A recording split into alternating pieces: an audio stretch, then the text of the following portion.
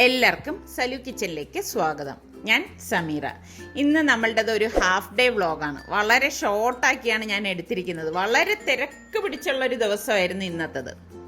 അപ്പം നിങ്ങൾക്ക് എല്ലാവർക്കും ഇത് ഇഷ്ടമാവുമെന്ന് വിശ്വസിക്കുന്നു. പിന്നെ ഇഷ്ടപ്പെടുകയാണെങ്കിൽ നിങ്ങൾ ലൈക്ക് ചെയ്യാനും സബ്സ്ക്രൈബ് ചെയ്യാത്തവരുണ്ടെങ്കിൽ സബ്സ്ക്രൈബ് ചെയ്യാനൊന്നും മറന്നു വരുത് കേട്ടോ.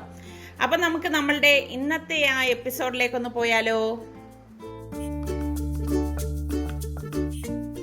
നമ്മളുടെ ഇവിടെ 5 മണിക്ക് അലാം വെച്ചിരുന്നാൽ ഞാനും നിസാറയ്ക്കായി 5 മണിക്ക് മുന്നേ തന്നെ ഉണരുന്ന ആൾക്കാരാണ്. പക്ഷേ അലാം കേട്ട് കഴിഞ്ഞാൽ ബെഡിൽ നിന്ന് എഴുന്നേക്കത്തുള്ളൂ.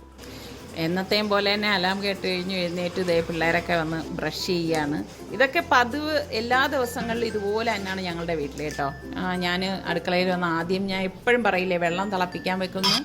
അപ്പോൾ കെറ്റിലുള്ള വെള്ളവും പിന്നെ അല്ലാതെ നമുക്ക് കുടിക്കാൻ ഇതുപോലെ വെള്ളം ഞാൻ തിളപ്പിക്കാൻ വെച്ച ശേഷം പിന്നെ നിസ്കാരമൊക്കെ ആവും. നിസ്കാരവും ഓതലും എല്ലാം കഴിഞ്ഞിട്ടാണ് പിന്നെ ഞാൻ നമ്മളുടെ പ്രഭാതം പിടിക്കാനായിട്ട് മുകളിലേക്ക് പോകുന്നത്. അപ്പോൾ ഇങ്ങനെയാണ് എൻ്റെ ഒരു പ്രഭാത കർമ്മങ്ങൾ എന്ന് പറയുന്നത്. അപ്പം ഇതെല്ലാം കഴിഞ്ഞ ശേഷം ഇവർ ജോഗിങ്ങിനും എക്സസൈസിനും ഒക്കെ ആയിട്ട് പോവും. അതൊക്കെ ഞാൻ കുറച്ച് നേരം ഞാൻ അതൊക്കെ നോക്കി നിൽക്കും കേട്ടോ. അതിന് ശേഷം ഞാൻ അടുക്കളയിലേക്ക് വന്നിട്ട് ഈ നിസാറിക്കൊക്കെ വന്നിട്ട് ചായ കൊടുക്കണമല്ലോ. അപ്പോൾ ആ സമയത്താണ് ഞാൻ ചായക്ക് വേണ്ടിയിട്ട് ഇതുപോലെ വെക്കുന്നത്. പിന്നെ അടുക്കളയിൽ കുറച്ച് പണികളൊക്കെ ഉണ്ടാവും. അതെല്ലാം ക്ലീൻ ചെയ്ത് വന്ന് ഞാൻ ഇതുപോലെ ചായയൊക്കെ ഒഴിച്ച് വെക്കുന്ന ടൈം ആകുമ്പം നിസാറിക്ക് എത്തും. അപ്പം ഇതും കൃത്യമായിട്ടുള്ള ഒരു കണക്കാണ് ഞങ്ങളുടെ വീട്ടിൽ.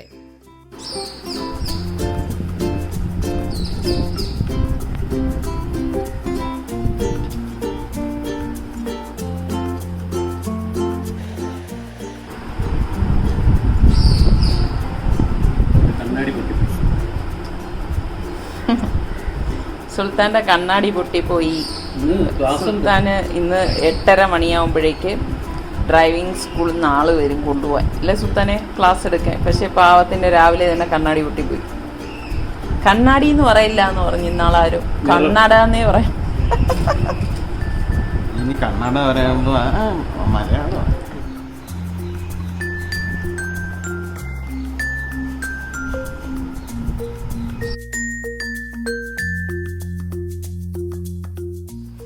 പിന്നെ വീക്കെൻഡിൽ നമ്മുടെ റിസ്വാൻ്റെ ജോലിയാണ് ഇത്. ഈ ഭാഗങ്ങളിൽ നമ്മൾ ചൂല് കൊണ്ട് തൂത്താലും അവിടെ ഒക്കെ പൊടിയുണ്ടാവും. അപ്പോൾ ഒരു ടൂത്ത് ബ്രഷ് എടുത്ത് കൊടുക്കും നിസാറയ്ക്ക്. അവൻ്റെ ജോലിയാണ് അതുപോലെ നിന്ന് ക്ലീൻ ചെയ്യുക എന്നുള്ളത്. അപ്പോൾ അതൊക്കെ കഴിഞ്ഞ് ഞാൻ ബ്രേക്ക്ഫാസ്റ്റ് ഉണ്ടാക്കാനായിട്ട് കിച്ചണിലേക്ക് വന്നു. ഒരു വെറൈറ്റി റെസിപ്പിയാണ് കേട്ടോ. 2 ഐറ്റം ഉണ്ട്. അപ്പം ഞാൻ അതിൻ്റെ ഡീറ്റെയിൽ ആയിട്ടുള്ള റെസിപ്പി നാളെ നിങ്ങൾക്ക് കാണിച്ചു തരാം. ആഹാരമൊക്കെ കഴിഞ്ഞ ശേഷം നിസാറയ്ക്കായും നമ്മുടെ റിസ്വാനും ഇവിടെ കാറ് കഴുകാനായിട്ട് പോയിരിക്കുകയാണ്. നമ്മുടെ റിസ്വാനാണ് ഏത് കാര്യത്തിനും ആർക്കും ഇവിടെ ഹെൽപ്പാളായിട്ടുള്ളത്. നമ്മുടെ സുൽത്താൻ്റെ ഫ്ലവർ കണ്ടോ, ഇത് 2ാമത് വന്ന മൊട്ട് വിരിഞ്ഞതാണ് കേട്ടോ. ഞാനിതിന് മുൻപ് കാണിച്ചു തന്നിട്ടുണ്ടായിരുന്നില്ലേ. ഇവിടെ ഭയങ്കര കഴുകലിൽ ഇങ്ങനെ നിൽക്കുകയാണ്. എപ്പോഴൊന്നും കഴുകണ പരിപാടിയൊന്നും ഇല്ല കേട്ടോ ഞങ്ങളുടെ വീട്ടിൽ. കാറ് ഇങ്ങനെ നല്ല പൊടി പിടിക്കുമ്പോൾ മാത്രമേ കാറ് കഴുകൽ സംരംഭത്തിലേക്ക് ഇവരൊക്കെ ഇറങ്ങത്തുള്ളൂ. റിസ്വാൻ എപ്പോഴും പരാതിയാണ്, ഇവിടെ ഇളയതായതാണ് കുഴപ്പമെന്ന്. കാരണം അവന് എന്ത് ജോലിക്കും ഞങ്ങളെല്ലാവരും ആദ്യം നമ്മളുടെ വായിൽ വരുന്ന പേര് റിസ്വാൻ എന്നാണ്. നല്ലതാണ്, ഏറ്റവും അവസാനമായതുകൊണ്ട് ആ വീടങ്ങ് എഴുതി കിട്ടുമല്ലോ. അത് അവൻ ഇടക്കിടക്ക് നിസാർക്ക് ഇങ്ങനെ പറയുമ്പോൾ ചോദിക്കും അതെപ്പോഴാണ് സംഭവിക്കുകയെന്ന്. അങ്ങനെ നമ്മുടെ സുൽത്താൻ്റെ ഡ്രൈവിങ്ങിന് പോകാൻ പോവാണ്. നമ്മളുടെ ഡ്രൈവിംഗ് വണ്ടി വന്നിരിക്കുകയാണ്. അപ്പം അങ്ങളെ ഇന്ന് എന്താണ് പരിപാടി? അവനെ കൊണ്ടുപോയിട്ട് അത് തന്നെ, അതായത് അവനെ കണ്ടിന്യൂ ചെയ്യിക്കുക അല്ലേ? ഇന്ന് എന്താണ് ഡ്രൈവിംഗ് ആണോ എന്താണ് അങ്ങളെ?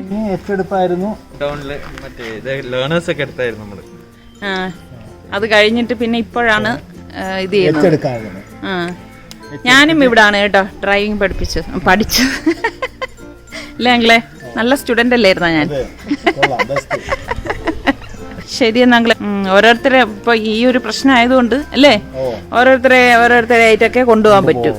പണ്ട് നമ്മളൊക്കെ പഠിക്കുമ്പം അങ്കിള് ഒരു 3 പേര് എൻ്റെ ബാക്കിൽ കാണും. ഞാനാണ് ഓടിക്കുന്നതെങ്കിൽ 3 പേര് ബാക്കിൽ കാണും അല്ലേ? അവരോടിക്കുമ്പം ഇപ്പൊ ഒരാളെ ഇരുത്താൻ പറ്റുള്ളൂ. ഒരാളെ പഠിപ്പിച്ചു കഴിഞ്ഞിട്ട് അടുത്ത ആളെ സാനിറ്റൈസ് ഒക്കെ ചെയ്തിട്ട് അടുത്ത ആളെ തുടങ്ങാം. ഓക്കെ.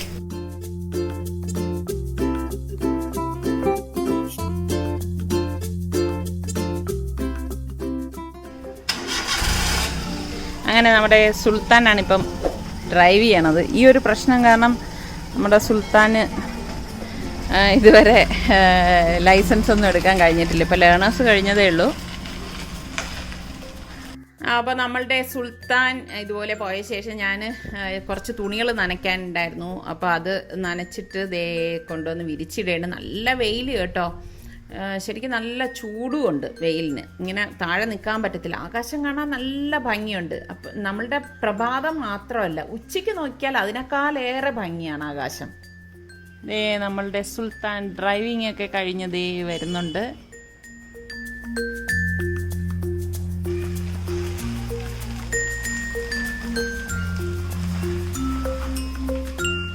എങ്ങനെയുണ്ടായിരുന്നു നമ്മുടെ സ്റ്റുഡൻറ്റ്?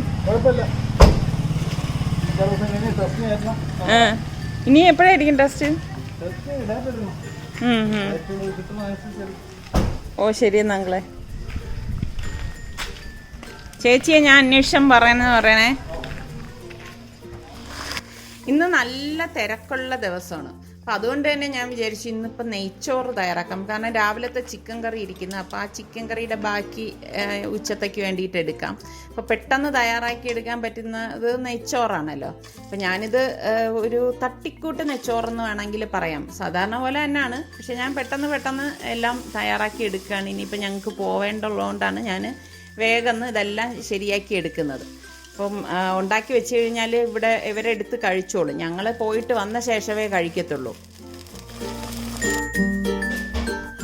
ഇതിൻ്റെ റെസിപ്പി ഞാൻ ഇതിനു മുൻപ് ഇട്ടിട്ടുള്ളതാണ്. അതുകൊണ്ട് തന്നെ ഞാൻ ഡീറ്റെയിൽ ആയിട്ട് പറയണില്ല. സാധാരണ നമ്മൾ നെയ്ച്ചോറ് ഉണ്ടാക്കുന്നില്ലേ, നെയ്യും ഇതുപോലെ കാഷ്നട്ടും കിസ്മിസും ഒക്കെ ഞാൻ എളുപ്പത്തിന് വേണ്ടിയിട്ട് അതിൻ്റെ കൂട്ടത്തിലെല്ലാം കൂടെ വഴറ്റിയെടുത്തിട്ട് ഇതുപോലെ തയ്യാറാക്കി അങ്ങ് വെക്കുകയാണ്. പക്ഷേ നല്ല ടേസ്റ്റാണ് കേട്ടോ. അപ്പോൾ നിങ്ങൾ നമ്മുടെ സലു കിച്ചൻ നോക്കിക്കഴിഞ്ഞാൽ ഇതിൻ്റെയൊക്കെ റെസിപ്പി ഞാൻ ഇതിന് മുൻപ് പോസ്റ്റ് ചെയ്തിട്ടുള്ളത് നിങ്ങൾക്ക് കിട്ടും. അപ്പോൾ അതേ നെയ്ച്ചോറ് റെഡി ആയിട്ടുണ്ട്. അപ്പോൾ ഞാനതെല്ലാം എടുത്ത് വെക്കുകയാണ്. ഇതേ കണ്ടോ, ചിക്കൻ കറി ഇതേ ഇത്രയും ഇരിപ്പുണ്ട്. ഇത്രയും നമുക്ക് ധാരാളം മതിയാകും.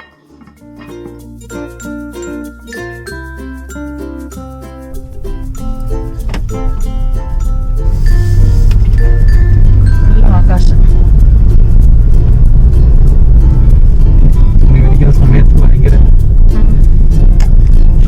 ശരിക്കും പറഞ്ഞാൽ നല്ല ചൂടാണ് കേട്ടോ. ഇപ്പൊ സമയം എത്രയായിരുന്നേ? സമയം 1:30. ഉച്ചയ്ക്ക് 1:30 മണിയായിരിക്കുകയാണ്. ഇപ്പൊ ഞങ്ങള് നേരത്തെ പറഞ്ഞിട്ടില്ലേ നമ്മൾക്ക് മണക്കാട് വീടുണ്ടെന്ന്. അപ്പൊ പുതിയൊരു പാർട്ടി നോക്കാൻ വരും എന്ന് പറഞ്ഞു. 2 മണിക്ക് വരും എന്ന് പറഞ്ഞു. അങ്ങനെ പോവാണ്.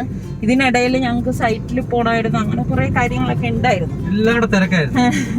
പിന്നെ ഞാൻ വീട്ടിൽ വന്നിട്ട് ലഞ്ച് ഉണ്ടാക്കലും കഴിച്ചില്ല, ഉണ്ടാക്കി വെച്ച് അവരുടെ അടുത്ത് കഴിച്ചോളാൻ പറഞ്ഞു. അങ്ങനെ ഇപ്പൊ നമ്മൾ അങ്ങോട്ടേക്കൊന്ന് പോയിട്ട് പെട്ടെന്ന് വരണം.